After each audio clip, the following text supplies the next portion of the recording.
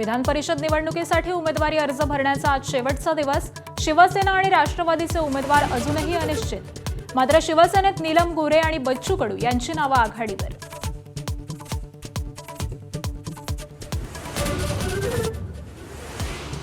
महाविकास आघाडीत ठाकरे गटाकडून अंबादास दानवेंना उमेदवारी दिल्याने काँग्रेस नाराज। काँग्रेसही उमेदवार देण्याच्या तयारीत। अंबादास दानवेंची जागा येऊ शकते धोक्यात।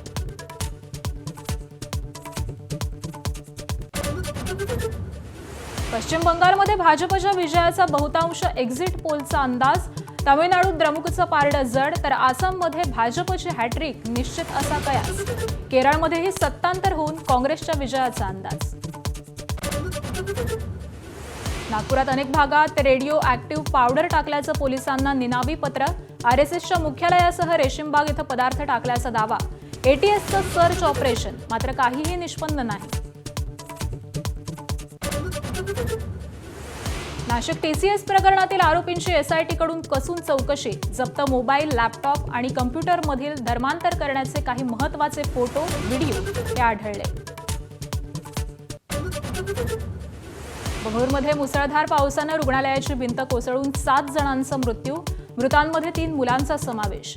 7 जखमींना वाचवण्यात आलं। मुख्यमंत्र्यांनी दुर्घटनास्थळी भेट दिली। मुंबई पुणे महामार्गावर काल प्रवाशांना वाहतूक कोंडीमुळे मनस्ताप। अभिनेत्री सोनाली कुलकर्णी अडकली 5 तास ट्रॅफिक जाममध्ये। सध्या वाहतूक सुरळीत असल्याची माहिती। माझा विजनमध्ये आज बडे नेते उलगडून सांगणार भविष्यातल्या महाराष्ट्राचं चित्र। मुख्यमंत्री देवेंद्र फडणवीस, उपमुख्यमंत्री एकनाथ शिंदे लावणार हजेरी। रितेश देशमुखही बोलणार शिवरायांच्या चित्रपटावर। ट्रम्प आणि पुतीन यांची जवळपास 90 मिनिटं फोनवर चर्चा। इराण युक्रेनसह अनेक मुद्द्यांवरती चर्चा। युद्धविराम वाढवण्याचं पुतीन यांच्याकडून समर्थन। इराणच्या अणु कार्यक्रमावरती देखील चर्चा।